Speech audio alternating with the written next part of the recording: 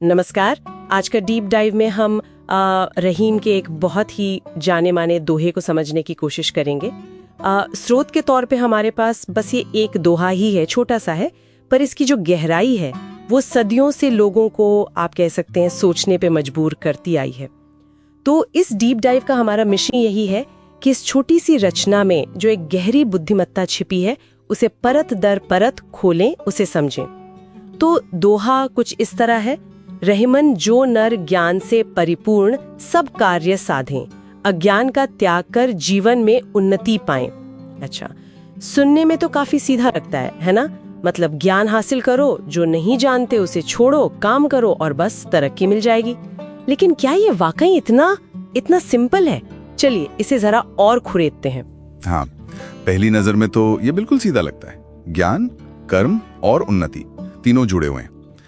पर यहाँ रुक कर सोचने वाली बात यह है कि रहीम किस ज्ञान की बात कर रहे हैं। क्या ये सिर्फ किताबी ज्ञान है या फिर मतलब कुछ और गहरा है इसका?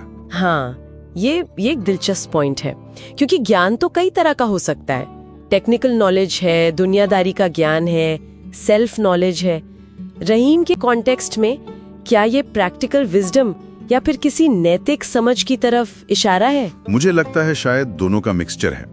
देखिए, रहीम का जो समय था और उनकी जो रचनाएं हैं वो अक्सर व्यावहारिक नैतिकता, मतलब प्रैक्टिकल मोरालिटी और जीवन जीने की कला पर ही जोर देती हैं। तो यहाँ ज्ञान का मतलब सिर्फ इंफॉर्मेशन इकट्ठा करना नहीं है, बल्कि वो सही और गलत, या कहिए उपयोगी और अनुपयोगी, इसके बीच फर्क करने की जो समझ है वो हो सकता है। ऐसा ज्ञान जो आपके एक्शन को, आपके कर्म को गाइड कर सके। अच्छा, और फिर ये जो हिस्सा है अज्ञान का त्याग, ये सिर्फ जानकारी की कमी नहीं लगती मुझे। ऐसा लगता है जैसे ये उन मेंटल ब्लॉक्स की बात हो रही है, जैसे अहंकार या कोई कंफ्यूजन या शायद आलस या टालम टोल करने की आदत, जो हमें जानने के बाद भी सही कदम उठाने से रोकती हैं। क्या ऐसा है? हाँ, बिल्कुल। अज्ञान यहाँ शायद वो इनएक्शन या गलत धारणाओं का सिंबल है। जानना एक बात है, पर अगर कोई डर की वजह से या किसी पूर्वाग्रह, मतलब बायस की वजह से, या सिर्फ सुस्ती के कारण उस ज्ञान पर अमल ही नहीं करता, तो वो ज्ञान तो फिर बेकार ही हुआ ना। रहीम यही कह रहे हैं कि तरक्की के लिए सिर्फ ज्ञान पाना या सिर्फ कर्म करना काफी नहीं है, बल्कि वो जो अंदरूनी रुकावटें हैं उन्हें पहचान कर हटाना भी उतना ही, बल्कि शायद उससे ज्यादा जरूरी है।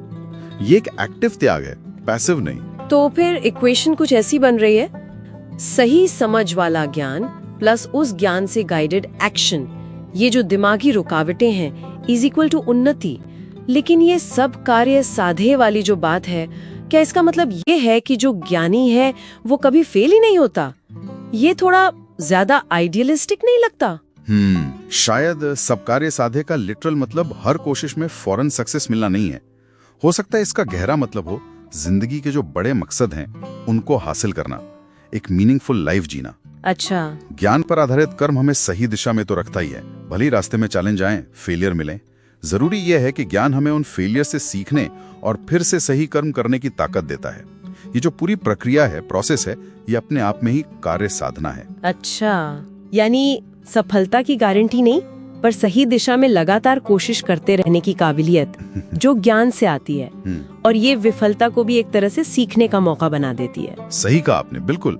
ज्ञान हमें वो फ्लेक्सिबिलिटी, वो एडेप्टेबिलिटी देता है, और जब हम अज्ञान को, मतलब अपनी वो जो लिमिटेड सोच है या डर है, उसे छोड़ते हैं, त्यागते हैं, तो हम नई पॉसिबिलिटीज के लिए खुल जाते हैं और फिर मुश्किलों का सामना भी बेहतर तरीके से कर पाते हैं। तो अगर समराइज करें तो रहीम का ये दोहा सिर्फ ज्ञान की तारीफ नहीं कर रहा, ये असल में ज्ञान, सोच समझकर किए गए कर्म और सेल्फ इम्प्रूवमेंट यानी अज्ञान त्याग, इन तीनों के एक डायनामिक बैलेंस की बात कर रहा है। और यही बैलेंस है जो असली उन्नति की ओर ले जाता है। और देखिए, अगर हम इसे और बड़े पर्सपेक्टिव में देखें तो ये सिर्फ एक इंसान तक लिमिटेड नहीं है।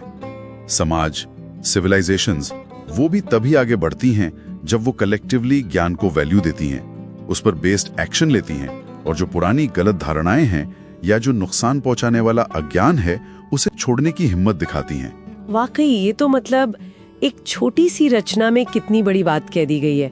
ये हमें सोचने पर मजबूर करता है कि हम अपने हासिल किए ज्ञान का सच में कितना इस्तेमाल करते हैं और कौन सी वो अंदर की रुकावटें हैं जो हमें रोक रही हैं। हाँ, और यहीं से एक सवाल या कहिए एक विचार उठता है जो श्रोता शायद अपने साथ ले जाना चाहें।